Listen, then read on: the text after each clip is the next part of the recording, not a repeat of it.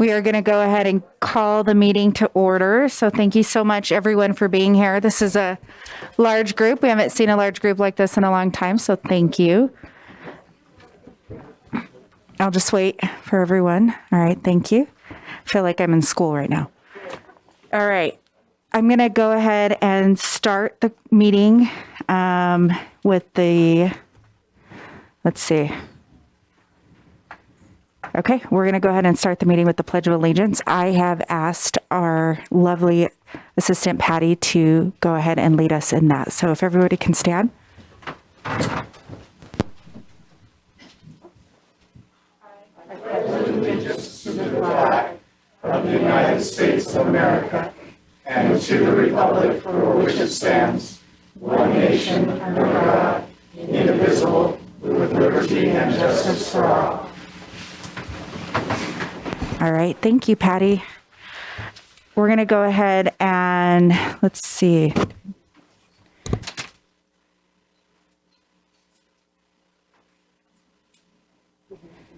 Okay. Sorry, just trying to make sure I'm on task here. All right, we're going to go ahead and start with the approval of minutes, and I will take a motion and I will take them together as well. Are there any questions to the minutes or any changes? No? Okay, I'll take a motion. All right, I'll move to approve the council meeting minutes for July 6th, 2021 and July 20th, 2021. All right, thank you, Diane. Do I have a second? I'll second that. All right, thank you, Brett. Welcome. Go ahead, Brooke. Aye. Aye. Aye. Aye. Aye. All right, we'll go ahead and continue on to our next part of our agenda. We will go ahead and I'll have Brett introduce, but we have special recognitions for two different departments, one for the cultural arts, or sorry. Yeah, right? The employee of the month for, and I'll let you take it over. Awesome. I'm lost here. Nope, you're great. Thanks, Rosalba. Lori, come on up. Kim, are you here? There he is. Come on up, Kim. This is something Lori's always wanted to be recognized, and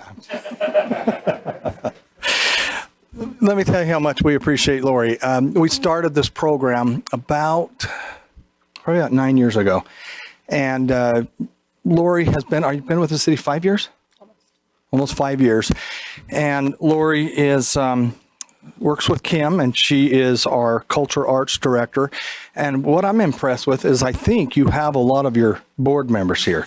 Will you guys stand? I think that's awesome. This is a huge turnout. Let's give them a hand for all they do. Thank you. That's a great turnout, Lori. That shows how much love and respect they have for you. And we, as the city council, the city also, we want to recognize you. And so here is a certificate, and then we will put your name back on that wall as long as this wall stands, and then it'll go to the new city hall. But, and where's that? Do we have did that fall out? It's the most important thing we give her. It's a $50 gift card. Oh, she'll get it. Jennifer spent that, so we'll be getting that. We'll be getting a new one tomorrow. And if it's dated tomorrow, can you get that backdated tomorrow? Okay, thanks. All right. So anyway, it's a $50 gift card. We want to make sure you got that. But we wanted to let you know how much we appreciate you, and you're awesome. This is going to be a great time for you to be able to do what you do. And so we're excited to participate with you and support you and the board. And so let's just, from the council, let's give her a big round. Okay, Kim, come on up. We'll turn the time over. Thanks, Councilman Hill and Council and Mayor. So I echo what Brett just said. Lori is awesome.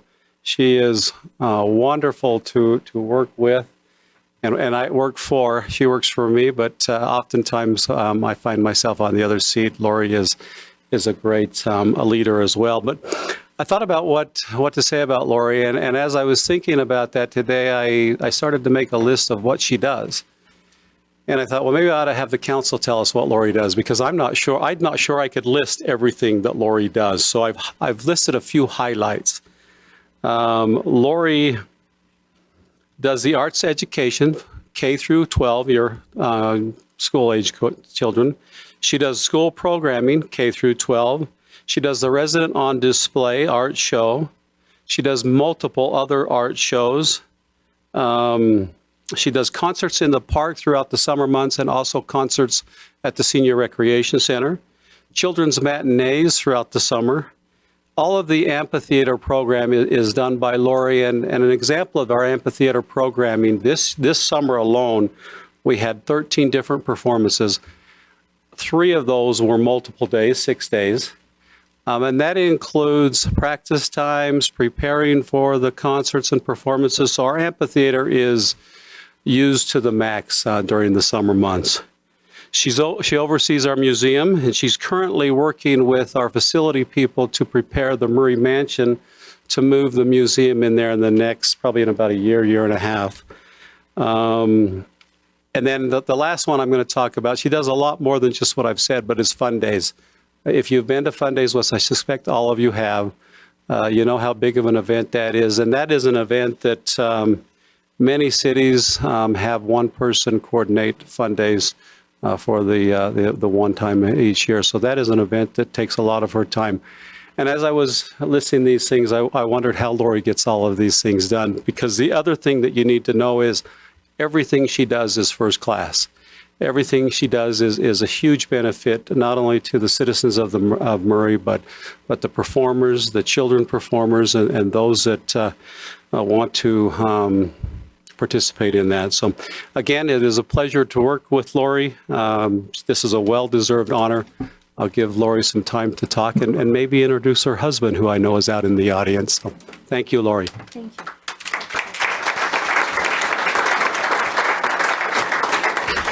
Thank you. And my other best half is my husband, Dean, that's sitting over there. So I appreciate you coming. We are trying our hardest to be empty nesters. So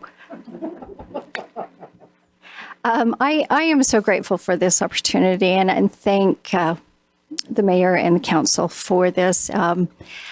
I am grateful to have the opportunity to work for Murray City. I work with a lot of fine folks over there in the Parks Department. They have been nothing but kind and supportive to me, which I really appreciate. And and Kim is really honestly one of my favorite supervisors. Kim is my favorite supervisor that I have ever had. And I've been in the workforce for a really, really long time.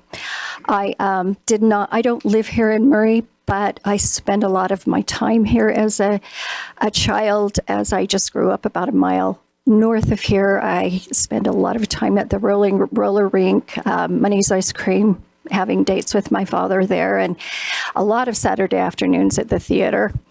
I was looking at some old photos the other day that were taken at Don Blair, and I suspect that Mr. Blair took those of my sisters and I back in the day. And so my heart really is here in Murray, my formative years. In fact, I returned as a sophomore, junior, and worked at Ferrero's Ice Cream Parlor at the mall, where I really thought when I worked late that I should be able to park in the police officers' parking spots.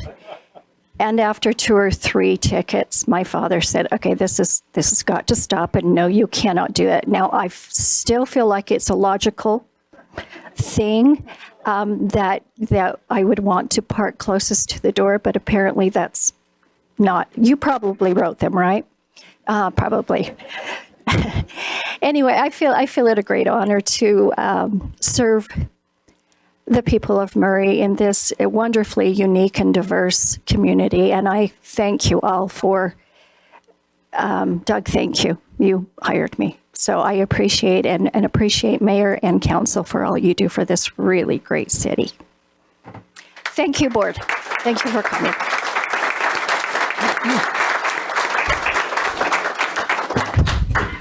Counselor? Lori, Yeah. I just want to say congratulations. I can't believe it's been 5 years. Oh my word, it's flown by. Anyway, thanks for your service. You've done a great job for us and we really appreciate it. All right. Anyone else? Thank you, Lori. All right. I'll go ahead and move on to the next action item, and I'll turn it over to the mayor. Can they leave if they want, Lori? I apologize. Yes. Lori, you don't have to stay for the whole meeting. You're more than welcome to, you and your family. Okay. You don't have to stay, Lori's husband. But you're more than welcome to. All right, Mayor. He might be taking instructions from a higher authority, Rosalba. I don't know. Well, thank you. It's a pleasure and an honor to stand before the council this evening and once again recognize our outstanding finance department. I don't know how many years running that our finance department has received the Certificate of Achievement in Excellence in Financial Reporting, but 34, I don't know, a lot of years. This is awarded by the Government Finance Officers Association, and it's presented to Murray City for its comprehensive annual financial report for the fiscal year ended June 30th of 2020, which you heard earlier, Brenda's still working on. The Certificate of Achievement is the highest form of recognition in the area of governmental accounting and financial reporting, and its attainment represents a significant accomplishment by a government and its management. And I know that Brenda has worked very hard, and her team in the finance department to make sure that everything is right. And so this recognition is for you and your department, Brenda, for the award of financial reporting achievement. So, congratulations.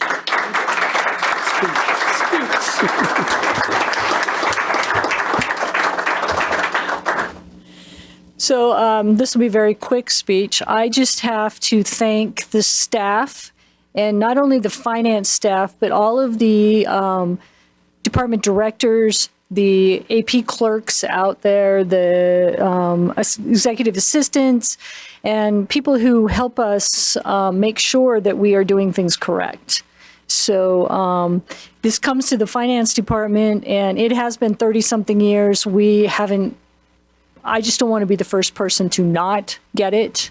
And it is a continuous improvement thing. They always find something that we can improve on, and then we fix that the next year, and then they will find something else. So it is, it's very good thing to keep us up to date and on our toes and make sure that our financial report gives the citizens the information that they need. So that's thank you, and thank you to my staff, because they're the ones who actually do it. So thank you. Anyone? Thank you, Brenda. Does anybody have any comments? All right. All right. Thank you, Brenda. We'll go ahead and move forward to the citizen comments portion of our agenda. You are welcome to come forward and speak for 3 minutes at the podium. You'll need to fill out a form. Jennifer, can you hold it up just in case? To speak, and turn it into Jennifer, and then we'll go ahead and go in that order, in the order that she has them. Do you have the first person? Oh, okay. Well, if you are ready to speak, you can go up. Thank you. Again, keep it to 3 minutes so we can get through them. I heard there's quite a few people wanting to make public comments, so. And please state your name and at least the area you live in. My name is Lawrence Horman. Can you hear me okay? Yes. And I live in Murray in a very general sense. Anyway. First thing I'd like to do on a side note is for the city attorney, I think I startled or scared your receptionist last week during the voting period, and I would like to profusely apologize for doing so. I am high-functioning autistic, and I don't always get social cues the way everybody else does. So I would like her to know that I was not intending to scare her. I just wanted an opinion. Okay. My serious and first concern here, and I hope you can still hear me, I'm hand one of these out to the mayor and each council member. Before you go ahead and start, we can pass those over. We just need you to hear you on the There mic. should be at least one for each, and might be an extra. Perfect. We'll pass them on. My serious and more profound concern is about homeless issues in the city of Murray and in the valley in general. I am an advocate for those who are homeless. I know from personal experience what it is to be homeless, not in the same way as necessarily many of the people who are living out on the streets, because I'm fortunate enough in my situation to be not on the streets directly. I participate in this community. I was born in Murray. I was raised around the valley, generally speaking, in various places. And I live in Murray at this time. It is a concern for me, not just for Murray, but for the whole valley, that we do something about the homeless issues. And there is a lot being done, and I'm not saying that there isn't.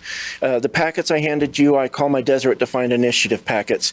What they essentially do is outline the problem and a potential possible, at least partial solution, one which I think would make a difference. The culture in this state is one of self-sustenance, helping ourselves, taking care of ourselves, and helping others along the way, and doing our best to provide for ourselves.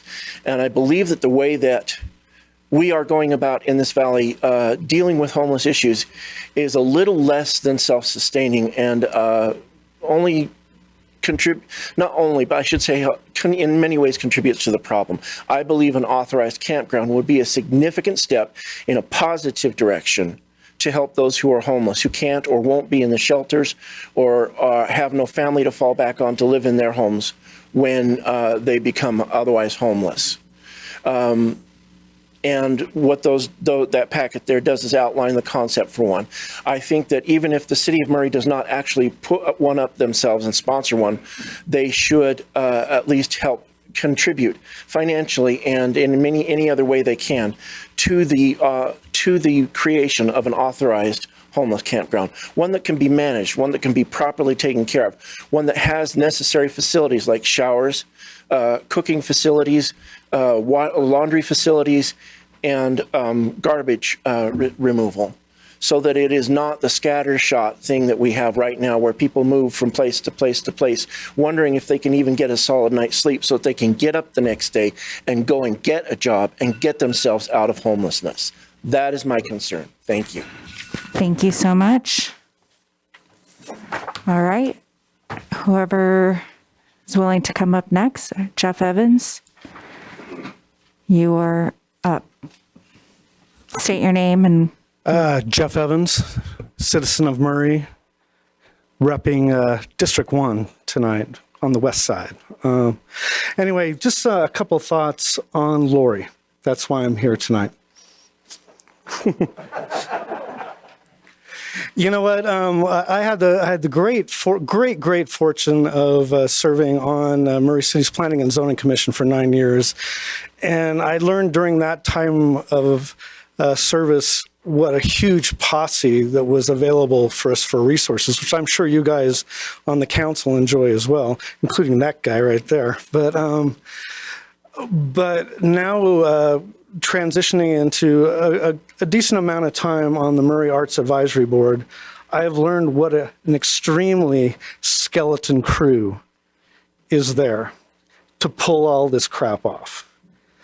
And you've done a fabulous job of that. And I know for me, you know, all of us that are appointed for other reasons, but I have a passion for live music or seeing a concert series someday. Kat, when she was on our board, dance. Clark over here, theater. Peter, he wants to see the theater happen, which will work for all of those things. So we all have our passions, but our passions, that's why I think we are all brought together. But to learn all of the moving parts that make that department work, it gives me a great great for what you do, a great appreciation.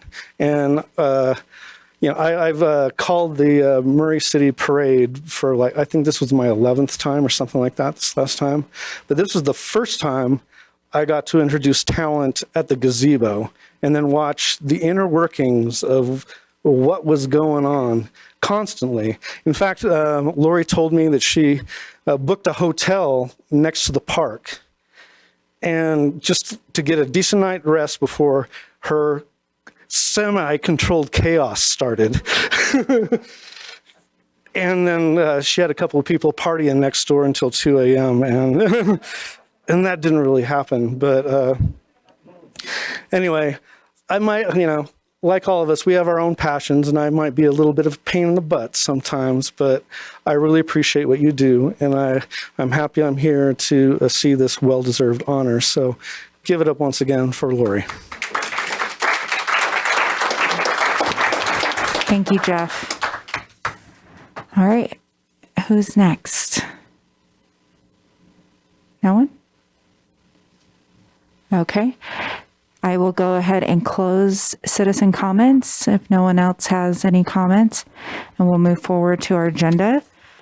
We're going to move forward to the consent agenda, and the first action item is consider confirmation of the mayor's appointment of Robert Weiss to Murray City Arts Advisory Board to fulfill the remainder of the term that will expire January 1st, 2023. Mayor?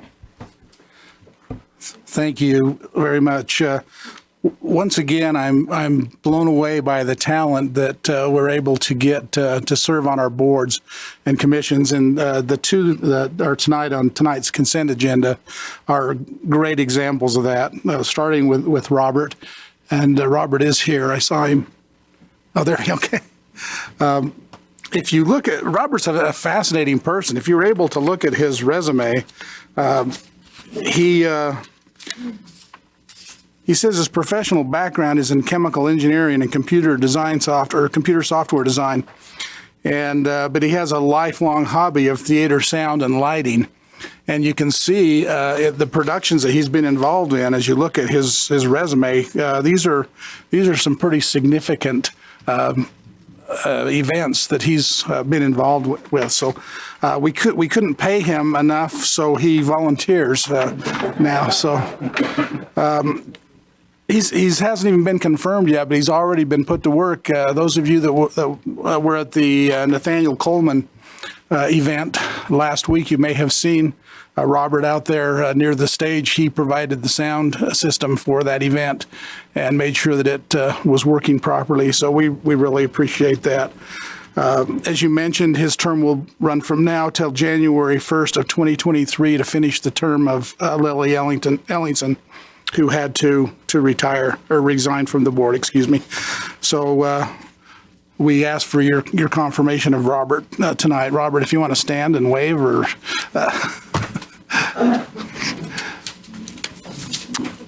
And then the other one is on the library board, Jessica Miller. And Jessica was going to be here tonight, but at the last minute there was something that came up that she was unable to be here.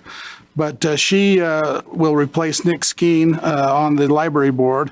This term expires June 30th of 2023. Once again, having the opportunity to interview Jessica, what a great resume. If you look at it, she's very well versed in, she's very involved in education. She has a PhD, among other things. She has a PhD in, I don't even remember what it was in now, but it's in English literature. So I'm thinking she has read a few books. A great person to have on our library board.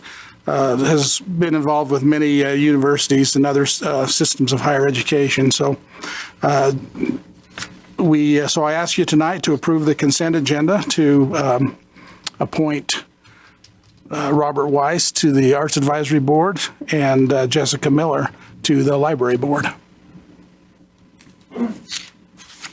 All right, thank you, Mayor. Anybody have any comments, questions? No? Okay. I will go ahead and entertain a motion for, should we just do both or do you want to do one? Do we need to? We can do both. Okay. Let's go ahead and I'll entertain a motion for both action items. Brett and I are making weird eye contact over here as we I'm waiting lean for you towards to- our microphones. I would love to make a motion. I thank you to both of them for being willing to serve. We so appreciate you. So I move that we confirm Robert Weiss to the Murray City Arts Advisory Board and Jessica Miller to the Library Board. I'll second that. All right. I got a first and a second. Go ahead. Aye. Aye. Aye. Aye. Aye. Thank you so much for wanting to serve in our community. We truly appreciate it.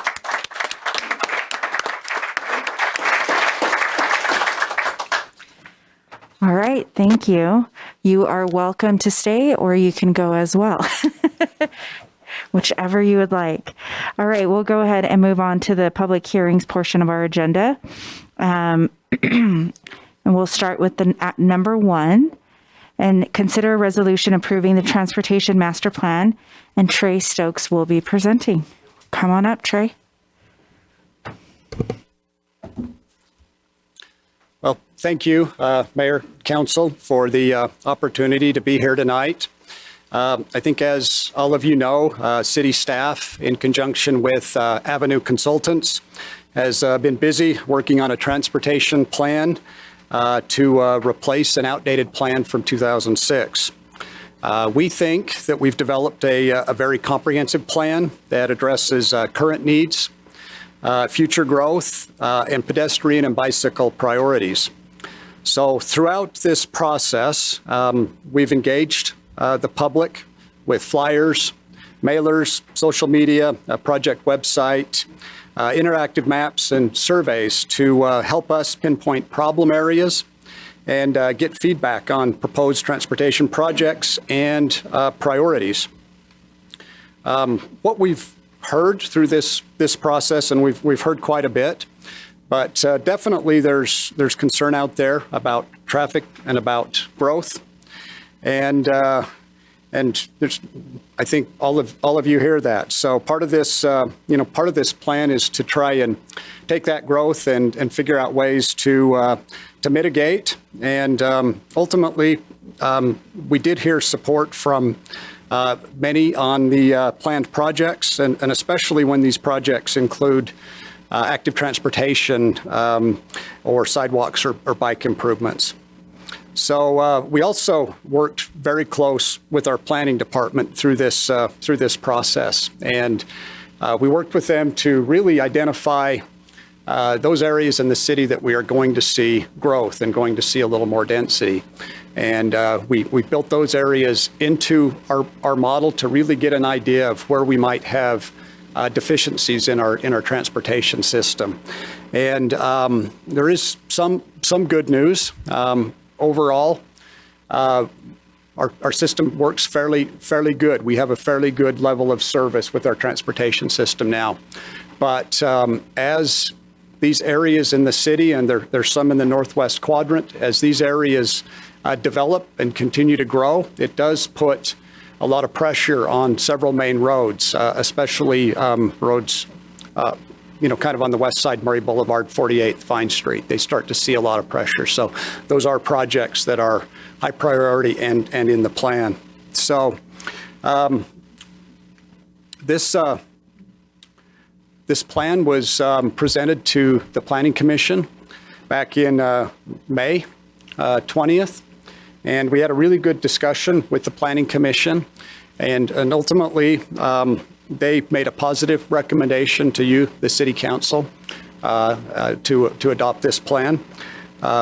We also did a fairly detailed presentation to the Council and Committee of the Whole a few weeks ago, and got a little crunched for time.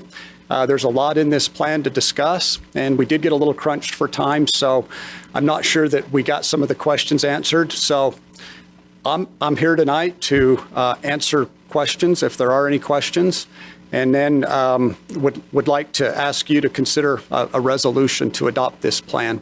Again, we think it's a good planning tool. There's a lot of projects associated with this document, and there's a lot of costs. I can tell you that we've already started on a few projects and already completed one that's on this list.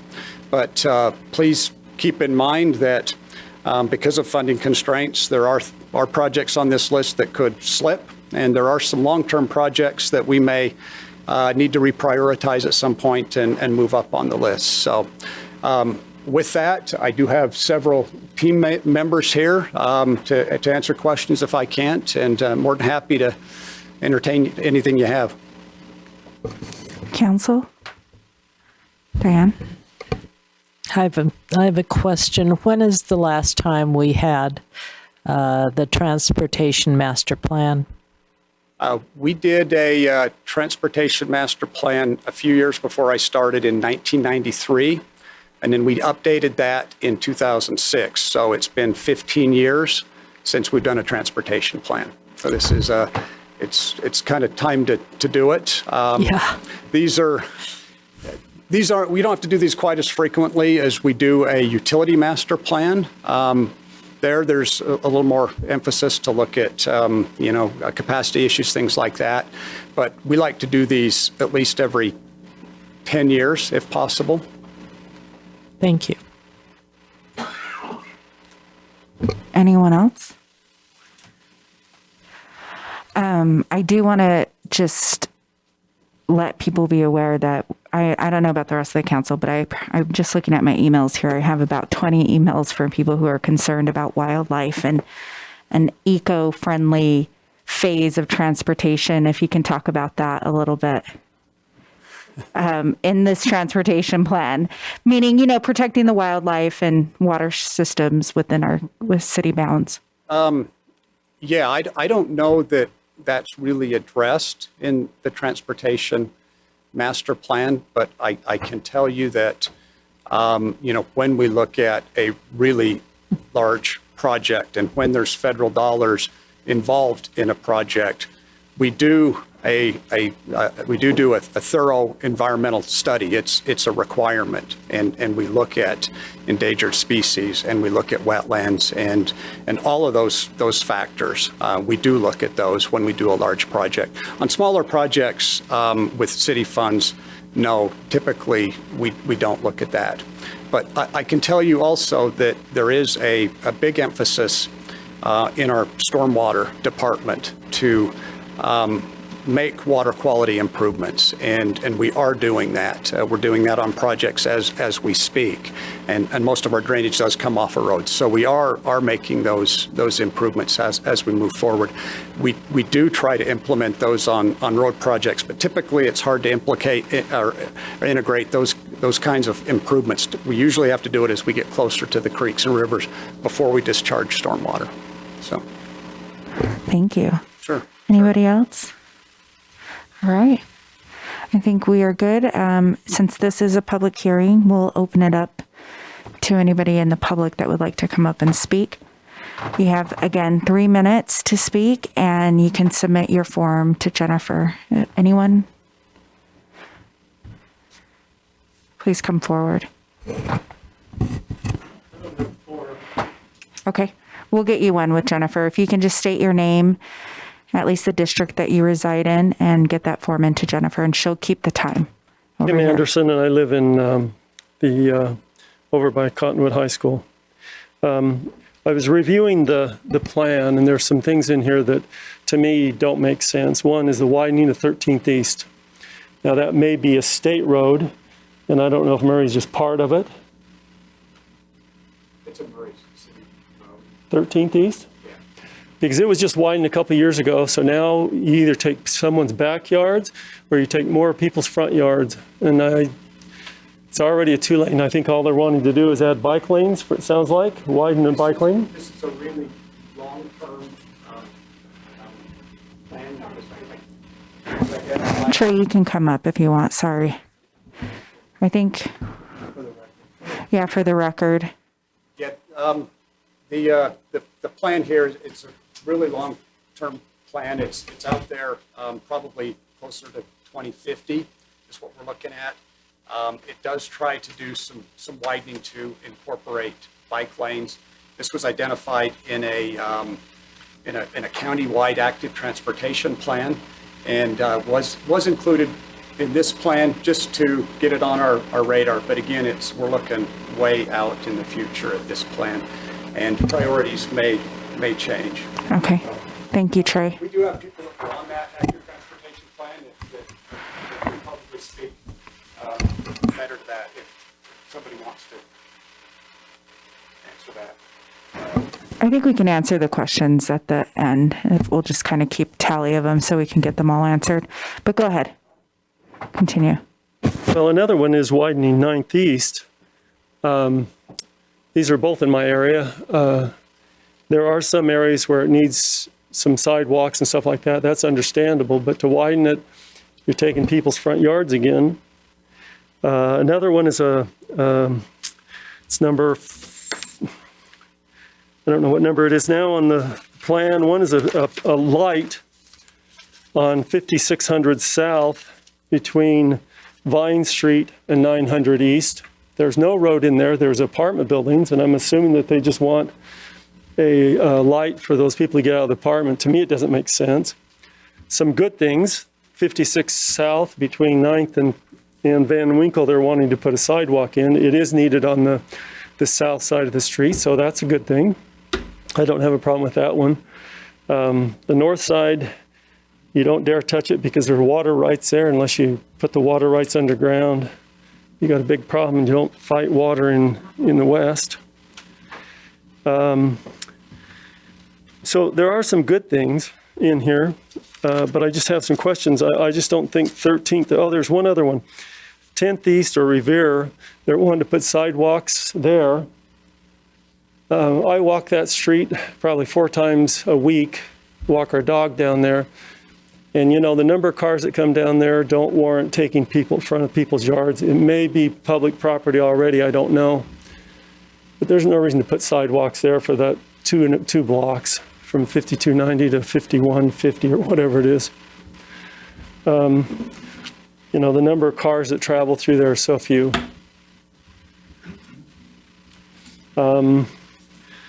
There's a whole bunch of stuff in here, and for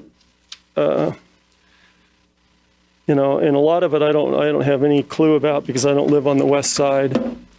But and looking at what they're doing where the Kmart was on 9th East, you know, that's going to be kind of a mess. But I don't really know what they're wanting to do there other than get that working. And it sounds like my time's up. But anyway, if I'm the only comment on transportation, then there's got to be something wrong with the advertisement of the transportation to get people here. Thank you, Kim. Anyone else wanting to come on up? You'll have 3 minutes and then... Peter Kling, District 3. Perfect. My question regarding the transportation is for the downtown area that anticipating the new development in Block 1, with respect to transportation, what's being planned perhaps for sidewalk and other related infrastructure to accommodate the growth that's going to happen down there? I'm the chair of the Arts Board, and under our purview is the theater, and the efforts to rehabilitate that theater are going to require some parking and other pedestrian access points. So I don't know to what extent the transportation plan is addressing any of that for future growth. It's more of a question than a comment because I haven't really been able to look at the details of the transportation plan because I've been focusing on details regarding MCCD. So, but anyway, that's my comment. Perhaps Trey can, that's addressed in the transportation plan. I'd like to hear about that. All right, awesome. Thank you. We'll have Trey just answer some of these questions at the end. Anybody who's next?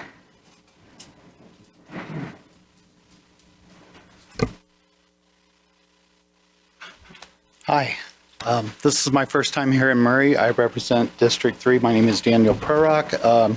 If you live in the Chevy Chase subdivision, which there's a bunch here tonight, you know what it's like to live in Murray.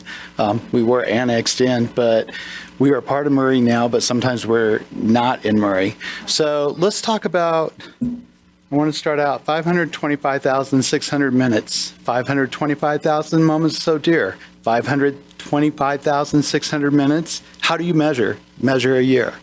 Think about what you're doing when you're doing the transportation here tonight. You got a lot of money going into there.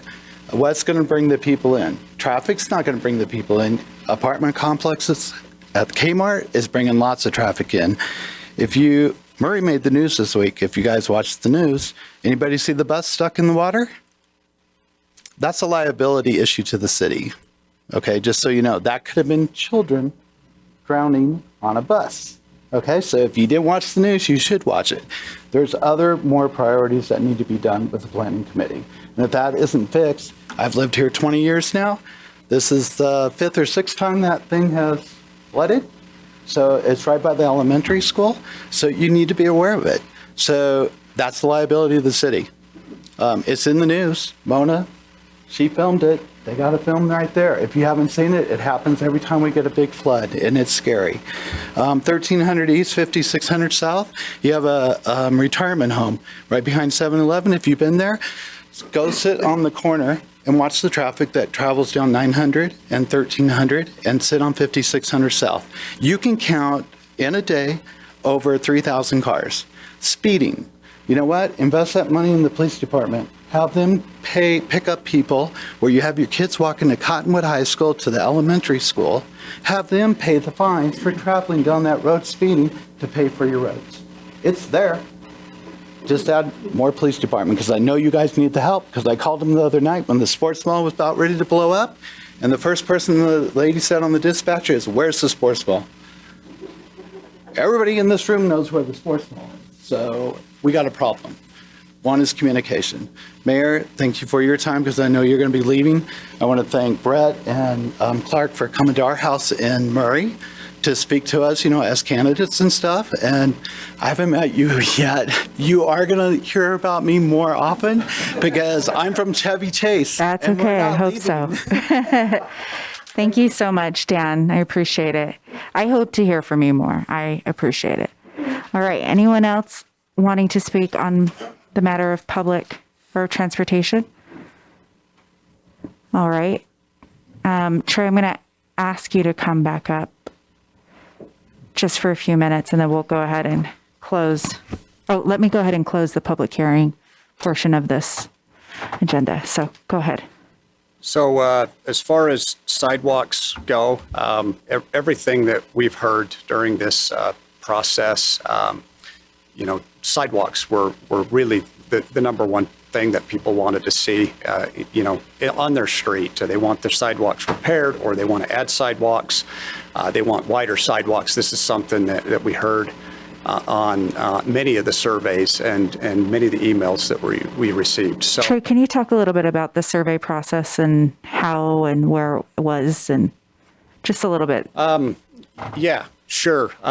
Part of the transportation master plan was to get some public involvement, one, to help identify problem areas and locations, but also priorities. And we wanted to hear what those priorities are.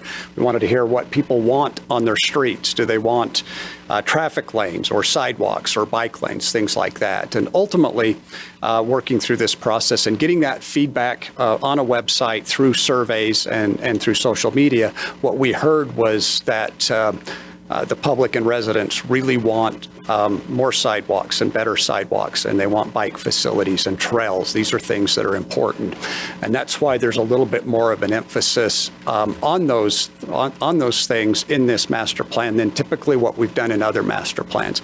Other transportation master plans were primarily done to address growth and traffic issues. This one does that, but it also takes things a step further, based on priorities from the public, which are our sidewalks and bike lanes. So those have been built into this plan. And ultimately, there's a great deal of funding out there for these things for active transportation. And we've just completed a sidewalk on Cedar Street. You know, this area didn't have a sidewalk for, just forever. I think it was developed in the 40s, and it didn't have a sidewalk, and kids were walking in the street. So we put together a grant in my department. Chris put together that grant application. We were able to, get funding to pay for that sidewalk, and it's things that, we do every year. So, getting to some of the questions that were asked, ultimately, there's a lot of costs with these, but there's a lot of transportation funds out there to address the costs. And these costs, typically these funds aren't good to move around. They need to be for transportation projects. So we think we've got good projects, and we've got a good chance to get these funded in many different ways, not just city funds. Thank you. And just kind of, briefly, just maybe discuss a little bit about how 48th and State and Block 1 is in this phase of the plan and where you see that going. Well, it is in this phase in that we are building, or just built a new road. We've extended Hanover Street through that Block 1, which will provide access to the City Hall and some of the new development.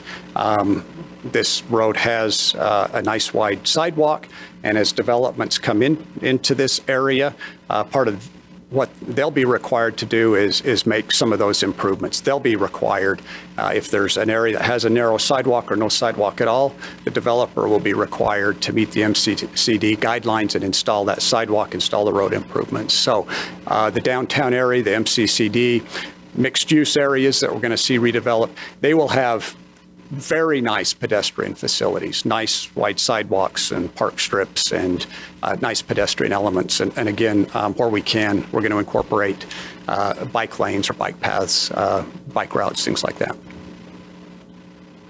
Thank you. Anybody else have any questions or comments? No? Anyone? Okay. Hey, all right. Thank you, Trey. Thank you, everyone who made a public comment. We really appreciate it. We'll go ahead and move on to our second item of the public hearing in our agenda, and that's consider an ordinance amending. Oh, sorry, we do need to have a vote. I apologize. Thank you. I'm just trying to move through this agenda. All right, I will take a motion for to consider a resolution approving the transportation master plan, and I'll take a motion for that. I'll make a motion to adopt the resolution approving the transportation master plan. All right. Thank you, Diane. Can I get I'll second. All right. Thank you. It's been first and seconded. Go ahead. Aye. Aye. Aye. Aye. Aye. All right. Sorry for my impatience there. We'll go ahead and move on to item number 2. Consider an ordinance amending sections 13.30.03, 13.30.070, and 13.30.150 of the Murray City Municipal Code relating to restricting geothermal wells in recharge areas and protection zones. Danny will be presenting along with Corey Wells. Thank you, Danny. Great, thank you. Appreciate the opportunity to be here, Mayor and Council. We unfortunately, well, we were here about a month ago, so we were supposed to be 2 weeks, and I failed to remind or notice the attorney's office that this needed to be a public hearing, and they weren't able to get the public notice out soon enough, so we waited a little bit further. So that's all on me. So, but I appreciate the attorney's office with dealing with that. So here we are. Again, just to talk about the number of wells that we have. We're a system, a groundwater well system, and we have springs. We have 20 wells and 8 springs, and which represents a significant investment to the city in our water supply. And to protect that water supply, we have this protection ordinance that helps us to, as if a developer wants to put something or whether it's commercial or whether it's residential, if they want to do something within that protection zone, it can be either limited or denied what they want to do. So they can build a house, and that's not a problem if it's a homeowner. But a business, sometimes what we run into is gas stations and things like that a lot. But because we have so many wells, it happens quite a lot, more than what you'd think. But often what we have to do is we have to keep up with this ordinance, and we have to keep up with the technology and things that are going on in the industries out here. And these groundwater wells for geothermal use are becoming more prevalent. And even though they're expensive, people are still spending the money to install those, but they're not just using water, which would be fine. They're using chemicals to put into the systems, which can contaminate our system. And so if they're within the protection zones, we need this ordinance amended, is what we're asking you to do, is amend this ordinance that allows us to give us the protection that we need for all of those wells. So I don't know if that explained it good enough as a reminder, but so that's what we're asking. Any questions? Yes, I just want to specify where those wells go to. It's below 9th East, correct? No. Is it for the whole Murray area? Yeah. So it's all of Murray. And we have several wells, and our springs are outside of the Murray corporate boundaries. You've got them up to Cottonwood Heights. Correct. We go all the way up to the mouth of the Cottonwood Canyon. Okay, so that supplies all of Murray. All of Murray. Okay. For some reason, I was thinking it was below 9th East, but it's the whole. We do have a lot of wells below 9th East as well, but we have actually the largest percentage of the water. Well, our springs are up towards the mouth of the canyon, and those springs provide about 20% of all of Murray's water. So there's a significant amount of water that's outside of our boundaries, but we usually work with Salt Lake County and also Cottonwood Heights and we'll ask them to add this to their ordinances as well, which they have done in the past. Okay. Thank you. Anyway, okay. Anyone else? All right. I will go ahead and open the public hearing for any citizen comments that you may have. Again, you'll have 3 minutes, and you'll need to fill out a form and turn it in to Jennifer if you have it already. Thank you. And state your name and what district you live in. Absolutely. So my name's Spencer Howell. I actually live in Farmington, but I work for a consulting engineering firm that is headquartered in Murray. So the public knows it's brought to my attention, and I wanted to come in and make a couple of comments. So I am a licensed professional engineer. I've been working in the state of Utah for 20 years, and a significant portion of that time I have been involved with the design and implementation of ground heat exchangers. And so I'm very aware of the challenges and the potential dangers that have been brought up with contaminating groundwater.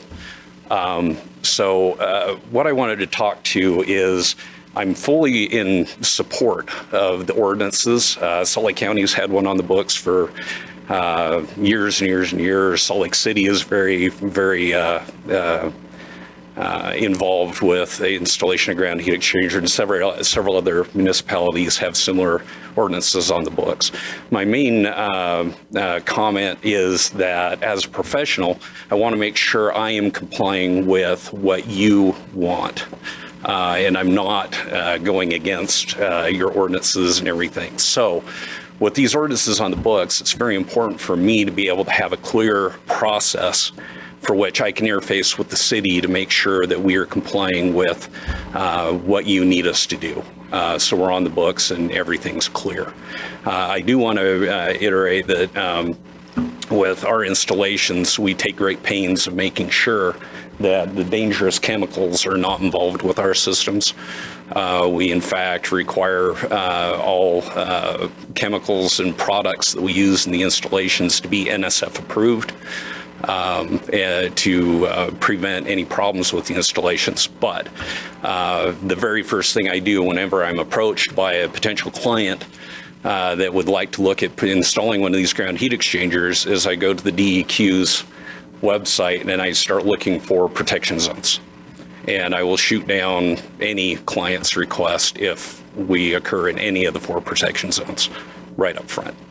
So again, I'm not against the ordinance. I just am in favor of making sure that Murray City has a clear defined process by which we can interact and make sure if you want to do a permit process or if we just talk to the right people, that we know what we need to do. Thank you. Thank you so much. Anyone else? Come on up, Kim. You have 3 minutes. Hi, Kim Anderson, 1144 Chevy Chase Drive. I didn't expect to talk on this, but I think, Diane, the question you had was about 9th East. I think our water east of 9th East is not Murray City water. Now, whether it has something to do with the discharge and the wells and all that, it's the same thing. But we're not Murray City water. We're Cottonwood Improvement District. And that is just part of the problem we as the ugly stepsister have, being part of Murray, that we're not recognizing the differences of Granite School District. Our garbage is different, our water's different, our electricity's different. And Murray, as a city, doesn't recognize that most of the time still. So I don't know the answer about the question about east of 9th East, whether we're in part of that discharge or not. Anyway. Thank you, Kim. We'll have Danny answer these questions. Anyone else? All right, I will go ahead and close the public hearing of this meeting, portion of this meeting, and we'll move on. Danny, do you want to come back up? So if I was a citizen, what would be my process? We do have a process, and with the ordinance, it is spelled out pretty clearly in the ordinance, the what actionable things that have to be done and who to contact. So we have spelled that out pretty clear, and so we've had plenty of requests in the past, and our system works really well. This is just an amendment to that that's added to the table. And somebody can look at that table and find that if it's a geothermal well, which zone that they were in, because we have our protection zones on the internet as well, and we'll provide those to anybody that needs them as part of the process. So that's how we would handle that. And maybe, Diane, I failed to understand your question, so let me answer that question in a different way. If you were asking if we provided water above 9th East. Yes. And that is correct, we do not. That's what I was asking. But our water comes through there. So we have a half a dozen wells in our springs are outside, that are up above 9th East. Right. So our water comes through there. Okay. But those wells do not provide the water above 9th East. Correct. Okay, thank you. Had to think of that. Well, would those wells then be subjected to this change in the amendment, or is that a part of the zones? No, we would be allowed to protect our sources that are outside of our corporate boundaries. Okay. So we would take the additional effort to talk to Cottonwood Heights to have them put this on in their ordinances as well. Mm-hmm. The county already has an ordinance, so I think we'd be covered if we just worked with Cottonwood Heights. Okay, thank you for clarifying that. Okay. Anyone else on the council? Okay, I'll go ahead and take a motion to consider. Let me say it. You want me to read it out? I'm going to read it out. Consider an ordinance amending sections 13.0 .030.070, and .150 of the Murray City Municipal Code relating to restricting geothermal wells in recharge areas and protection zones. Yeah, I need a motion. So if I can get a motion for that, and then we'll go ahead and move it forward. I'll make a motion that we approve what you just said. Perfect. So I said it for you. Look at GL looking at us. Well, I think because Rosalba spelled that out, then I'll second that. Do you want me to repeat it, Jill? No. Okay, go ahead and call a vote. Aye. Aye. Aye. Aye. Aye. All right, thank you, everyone. We have our last item of the public hearing is to consider a resolution approving the city's application for a grant from the Edward Brine Justice Assistance Grant Program, JAG, and Craig, our Chief Craig Burnett, will be presenting. Come on up, Chief.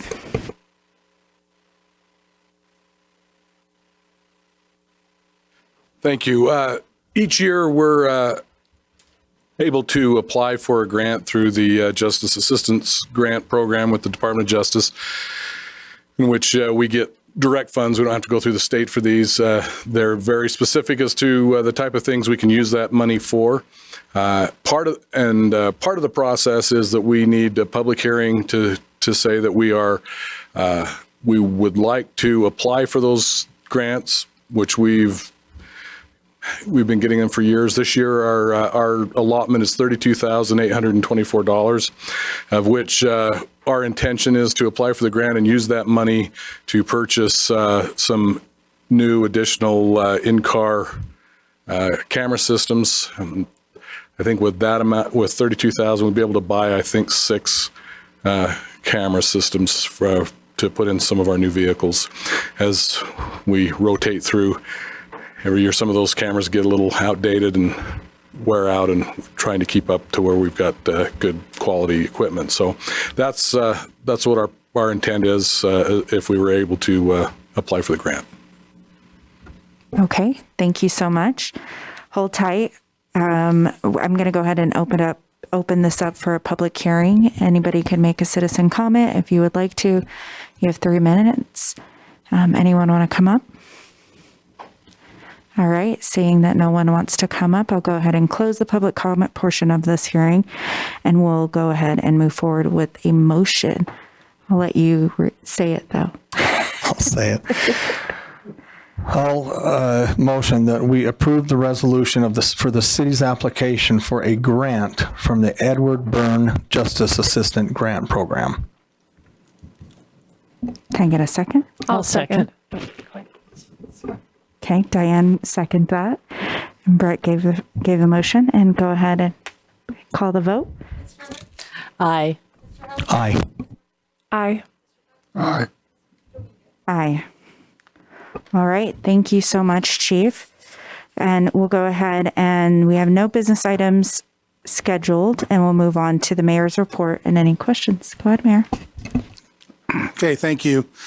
I want to remind the public of the redevelopment agency and Edelin Company open house that we'll be hosting tomorrow evening from 6 to 8 p.m. at the Senior Recreation Center. We would appreciate and look forward to the feedback from the public regarding the proposed plans at 4800 South and State. So we want to we have really tried to get the word out and hope we have a good turnout to that. But I think equally as important is the fact that we will be taking public comment through September 17th. So we'll be able to get additional comment for those that couldn't make it tomorrow night. It's hard to believe that the summer season is winding down now. The outdoor pool will be open this weekend and next weekend, and then close following Labor Day.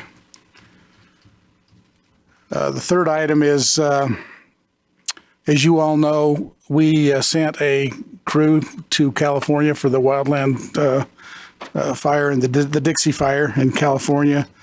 That crew is scheduled to return home tomorrow.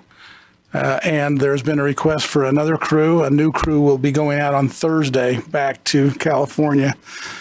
So you may have heard that the Dixie fires burned over 725,000 acres and is currently only 40% contained. So we're grateful that we're in a position that we're able to send some help, particularly that it's not needed closer to home. But that we're able to have our firefighters help with that. And then finally, many of you may know former council member Gary Ferrero. He was also the first Murray Justice Court judge.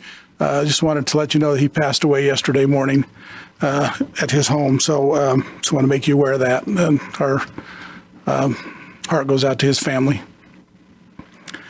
And then I will answer questions if you have questions.